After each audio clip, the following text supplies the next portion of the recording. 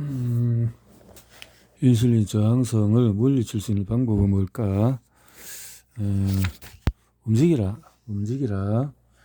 어, 신체 활동의 중요성은 지금까지 인슐린 저항성의 원인, 어, 그리고 거기서 발생하는 많은 질환에 대해서 자세히 다뤘다. 이제는 해피엔딩을 맞을 시간이다. 인슐린 저항성을 예방하고 정상으로 되돌릴 수 있는 여러 가지 방법을 알아볼 것이다. 제3부의 목표는 과학적인 연구 결과가 뒷받침되는 인슐린 저항성 개선 방법을 알림과 동시에 그에 따른 문제점까지 전달하는 것이다.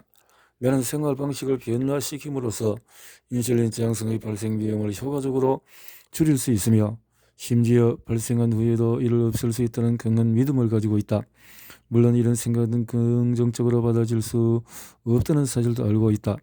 식이나 운동 방법을 바꾸는 노력은 알약을 삼키는 것처럼 쉬운 일이 아닌 데다가 비만 대사 수술처럼 빠른 결과를 기대할 수도 없기 때문이다. 하지만 약을 통해서 증상만 치료하거나 극적이긴 하지만은 원래 상태로 되돌릴 수 없는 외과적인 시술을 받는 것보다 생활 방식을 바꿈으로써 인슐린 저항성을 유발하는 근본적인 원인을 해결하는 것이 훨씬 현명한 방법이다. 따라서 우리가 사는 방법 그 자체가 인슐린 저항성의 주범이 될 수도 또 치료법이 될 수도 있는 것이다. 앞서 보았듯이 유전이나 환경 오염과 같이 우리가 통제할 수 없는 요인들도 있지만 생활 방식을 통제하는 것은 대다수에게 가능하기 때문이다. 인슐린 저항성이 다른 요인들이 우리 편이 아니더라도 괜찮다. 라이프 스타일이 변화는 대단히 강력한 힘을 가지느며 분명히 우리가 할 수 있는 일이다. 인슐린 저항성의 위험성과 관련된 라이프 스타일의 두 가지 필수 요소는 우리가 움직이는 방식과 우리가 먹는 것, 즉 운동과 식이다. 진부한 얘기라고 치부하기 전에 그리고 결심했다더라도 운동과 식이요법에 필요한 자제와 인내해야 할 것을 생각하며 머리를 쥐어 뜯기 전에 알아둘 것이 있다. 지금부터 제안할 신체 활동과 먹는 음식의 변화에는 당신이 이전에 겪었을지 모를 참혹한 경험이 필요치 않다. 인슐린 저항성 그리고 거기서 기인하는 질병의 맥락에서 볼 때 당신이 그동안 알고 있던 식이운동 상식은 잘못된 것일 수 있으며 이에 근거해서 시도했던 것은 아무도 생각만큼 유용하지 않았을 것이다. 이제 더 이상 프로 선수처럼 운동하지 않아도 되고 저지방 식품은 골라 먹지 않아도 된다. 적절한 신체 활동이 중요하다. 운동은 인슐린 저항성을 개선하는 데 대단히 유용하다. 사실 모든 종류의 신체적인 활동은 인슐린 저항성과 싸우는 데 도움이 된다. 신체 활동은 인슐린의 개입 없이 혈액으로부터 포도당을 제거하기 때문이다. 잠깐 복습해 보는 것이 좋겠다. 일장에서 포도당을 혈액으로부터 뇌, 심장, 근육, 지방 조직과 같이 몸의 여러 부분으로 이끄는 문을 여는 것이 인슐린이라고 설명한 바 있다. 우리 몸은 인슐린에 의존해서 혈액 속의 포도당을 여러 조직으로 안내하고 혈당 수치를 정상으로 되돌린다. 그런데 이런 정리 절차는 극히 필수적이어서 포도당을 가장 많이 먹는 우리의 근육은 스스로 포도당을 흡수할 수 있는 능력을 갖고 있다. 우리 몸을 어떤 식으로든 움직이려면 근육을 반드시 수축시켜야 한다. 흥미롭게도 근육은 수축하면서 인슐린 없이도 혈액으로부터 포도당을 흡수할 수 있다.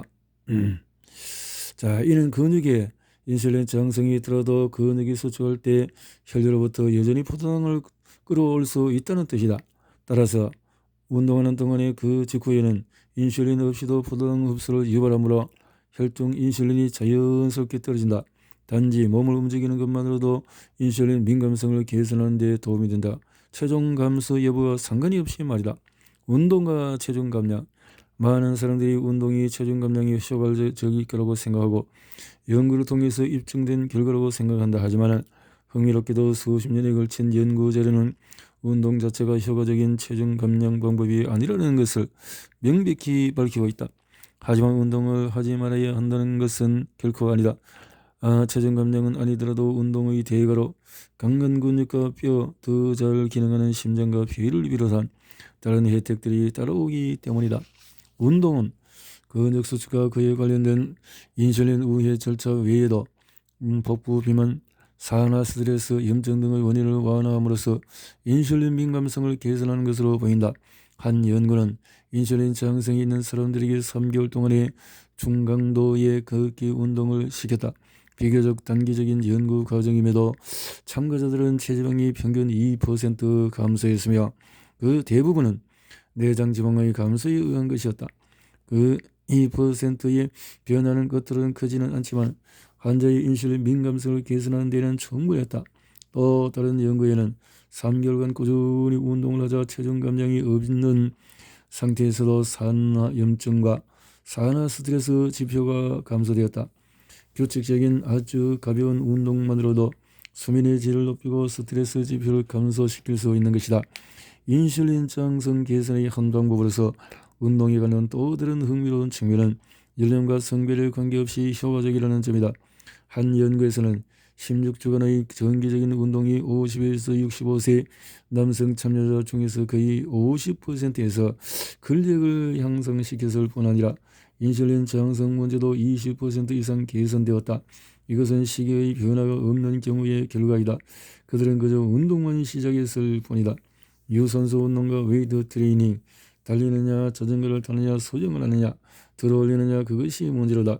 시간이 있다면 유산소 운동과 웨이트 트레이닝 둘 다 할 수 있을 것이다. 둘 다 한다면 심장 강화 훈련이나 근력 운동 두 가지 중 하나를 하는 것보다 확실한 개선을 경험하게 될 것이다. 하지만 대부분의 사람들은 이런 엄청난 혜택을 주는 활동에 제한적인 시간만을 투자한다.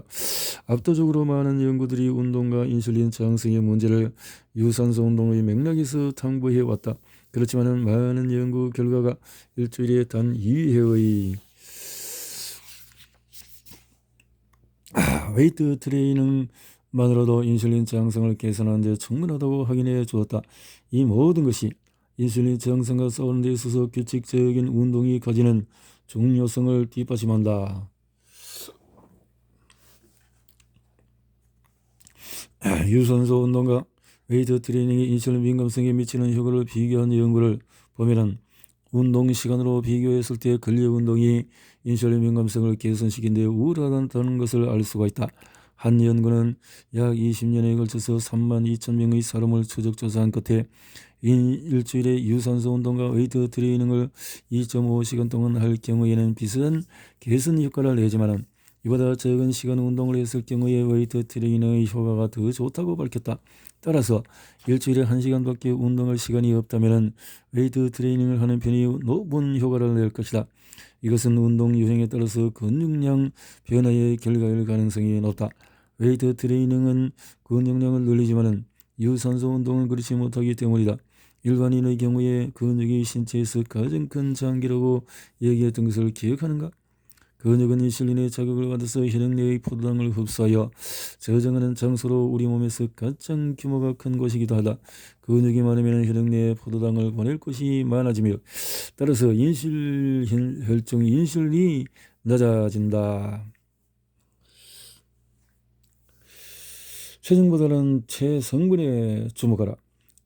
일부 연구는 웨이트 트레이닝보다 더 유산소 운동이 체중 감량에 효과적이라는 것을 보여준다. 물론 이 비혼자들이 얼마나 오랜 시간을 운동했는지 따라서 많이 달라지며 운동 시간은 연구에 큰 차이가 있다. 하지만 이런 결론에서 더 주목할 부분은 체중이 체성분의 지표는 아니라는 점이다. 근육은 지방보다 무겁다. 웨이트 트레이닝은 유산소 운동보다 근육량을 많이 증가시키는 만큼 체중에도 자연히 영향을 미친다. 이를 종합하면 어떤 운동이 좋으냐보다도 중요한 문제는 당신이 운동을 하느냐이다. 익숙치 않은 것에 도전하는 일은 분명히 가치가 있다. 그렇지만 어떤 운동을 너무나 싫어하는 나머지 그 운동을 해야 한다는 생각이 그 운동 자체를 포기할 정도라면 당신이 잘 알고 원하는 운동을 고수하는 편이 나을 것이다. 어떤 운동이든 열심히 하는 것이 중요하다. 운동 강도. 규칙적으로 운동을 하는 것 외에 운동과 인슐린 저항성에 있어서 가장 중요한 변수는 운동 강도이다. 어떤 사람들은 운동을 근성으로 하곤 한다. 유산소 운동이든 웨이트 트레이닝 운동 동작에 따라서 하는데 그치는 사람이 많다. 운동은 상당히 격렬한 단련이어야 한다. 운동에 쏟는 노력과 집중이 달갑지 않은 사람도 있을 것이다. 하지만 노력에 대가는 엄청나다는 것을 기억하자. 격렬하게 운동하는 사람들은 인슐린 민감성에서 큰 개선을 경험한다.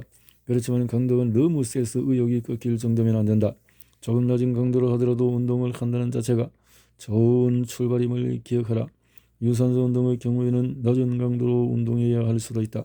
시기를 바꾸고 운동 후 스포츠 음료는 절대 NO. 자, 지방을 많이 탄수화물을 적게 먹기 시작했다면 낮은 강도의 운동으로 신체에 달라진 연료원에 적응할 시간을 주어야 한다. 저강도 운동에서는 신체는 상대적으로 많은 지방을 연료로 사용한다. 중요한 것은 변화된 시기에 단련됨에 따라서 신체는 포도당이 아닌 지방을 점점 많이 이용할 수 있게 된다는 점이다. 지방을 운동의 연료로 사용하는 데 적응하게 되면 정상보다도 빠르게 걷거나 활기차게 걷다가 간간히 전력 질주를 하거나 조깅을 하거나 주기적으로 전력 질주를 하면서 조깅하는 등의 강도를 높일 수가 있다. 사이클이나 수영과 같은 다른 유산소 운동에도 같은 원칙이 적용이 된다. 사실 20분 이하의 짧은 시간에 강도 높은 운동을 하는 것이긴 긴 시간 저강도 운동을 하는 것보다도 인슐린 저항성을 개선하는 데 같거나 더 높은 효과를 낸다. 고강도 인터벌 트레이닝이라 불리는 이런 스타일의 운동은 대단히 효과적이어서 큰 인기를 누리고 있다. 웨이트 트레이닝에서 고강도 운동은 중량을 늘리거나 횟수를 늘려서 그 세트의 한계점에 접근해가는 것을 의미한다. 이런 유형의 운동에는 힘든 루틴에 적응하기 위한 시간이 필요하고 더 강한 투지도 요구된다. 더 이상은 반박할 수 없을 정도까지 운동을 계속한다는 것은 신체뿐 아니라 정신적으로도 지치는 일이다. 다시 말하지만 처음부터 고강도 운동을 하라는 것은 아니다. 부상을 피하기 위해서는 5에서 15회 사이에서 한계점을 정하고 점진적으로 강도를 늘려나가야 한다. 도저히 계속하지 못할 만큼 한계점에 이를 때까지 실시하는 것이 중요할 뿐 몇 회를 하느냐는 그리 중요하지 않다. 자주 그리고 힘들게 라는 결론을 내린다면 이 장을 제대로 읽은 것이다. 그러나 그보다 더 좋은 교훈은 그냥 해버려 이다. 어디에 있건 어떤 상황이건 할 수 있는 운동을 하는 것이 무엇보다도 중요하다. 운동이 인슐린 민감성에 미치는 효과를 극대화하기 위해서는 빈도와 강도를 규칙적으로 늘려가는 것이 좋다. 어떤 결정을 하든 운동은 인슐린 저항성과의 싸움에서 대단히 큰 효과를 낸다. 그리고 운동만큼 효과적인 일이 먹는 것과 먹는 때에 변화를 주는 것이다. 주의! 우리가 편안하게 느끼는 적정 온도를 설정해두고 생활하는 환경이 신진돼서 저하한 원인일 수도 있지 않을까? 저온 노출이 인슐린 수치를 개선하거나 조절하는 데 효과가 있다는 것은 아마 대단히 예상에서 벗어난 소식일 것이다. 저온 노출이 인슐린 민감성을 개선하는 증거를 바로 보여주기 전에 갈색 지방을 먼저 알아봐야 할 것이다. 우리 몸의 지방은 대부분 백색 지방 조직이라고 불리는 백색 지방이다. 조직 자체가 흰색을 띠는데 지방세포 안에 미토콘드리아가 없기 때문이다. 미토콘드리아는 갈색이다. 또 체내에는 갈색 지방이라고 부르는 지방세포가 있는데 백색 지방보다도 훨씬 작고 꽤나 진한 갈색을 띈다. 갈색 지방에는 미토콘드리아가 가득하다. 미토콘드리아는 중요한 에너지 센터로 포도당과 지방을 분해해서 세포에 필요한 연료를 만든다. 그렇지만 갈색 지방 조직의 미토콘드리아는 일반적인 미토콘드리아와는 다른 행동 양상을 보인다. 보통 미토콘드리아는 세포의 에너지 수요에 따라서 영양소, 즉 탄수화물이나 지방을 연소시킨다. 따라서 세포의 에너지 수요가 세포 에너지 생성을 결정한다. 그러나 갈색 지방의 미토콘드리아는 짝풀린 단백질이 많다. 그 이름이 암시하듯이 이런 단백질들은 미토콘드리아 영양소를 연소시키되 세포의 에너지를 공급하지 않고 열을 내게 한다. 따라서 백색 지방은 지방을 저장하려 하고 갈색 지방은 지방을 태우려 한다. 활성화된 갈색 지방은 근육에 비견되는 대사율을 자랑하며 근육 세포만큼이나 많은 포도당을 소비한다. 여기에서 추위가 끼어든다. 백색 지방은 피부가 차가울 때 활성화되기 때문이다. 피부가 느끼는 마법의 온도는 약 18도C로 보인다. 이 온도에서 갈색 지방은 몸을 데우기 위한 노력의 일환으로 포도당을 태우기 시작한다. 이 온도는 대부분 사람들의 경우에 따뜻함을 유지하기 위해 지나치게는 아니고 조금 열심히 몸을 움직여야 하는 정도의 온도지만은 몸이 떨리지는 않는다. 갈색지방이 활성화되어서 충분한 열을 생성할 수 있기 때문이다. 사실 아기들이 몸을 떨지 않은 이유도 이런 프로세스 때문이다. 아기들에게는 몸을 따뜻하게 하는 갈색지방이 많다. 그렇지만 이 지점 이하로 온도가 떨어지면 몸은 떨리기 시작한다. 추울 때 몸을 떠는 것은 심부 체온을 유지하기 위해서 열을 생성하는 보다 적극적인 방법이다. 이 두 가지 프로세스, 떠는 열 발생과 떨지 않은 열 발생 모두가 연료, 즉 포도당과 관련지어 있다. 두 프로세스에서 포도당은 정상보다 빠르게 소모된다. 이 프로세스의 장점은 포도당이 사용되면서 인슐린 수치가 떨어지는 것이다. 떨리는 근육과 활성화된 갈색 지방에 의해 포도당의 사용이 늘어난 것이 추운 곳에서 인슐린 분비가 바로 떨어지는 원인 중에 하나이다. 저온 노출로 지방 조직은 인슐린 민감성에 영향을 미치는 또 다른 변화가 생긴다. 지방세포는 무수히 많은 대사 과정을 영향을 미치는 아디포카인이라는 호르몬을 생성할 수 있다. 그 중에 하나인 아디포넥틴은 인슐린 민감성을 개선시키는 이로운 호르몬 중의 하나로 백색 지방에서 분비되는데, 흥미롭게도 2시간 정도의 저온 노출이 아디포넥틴 수치를 상승시킨다.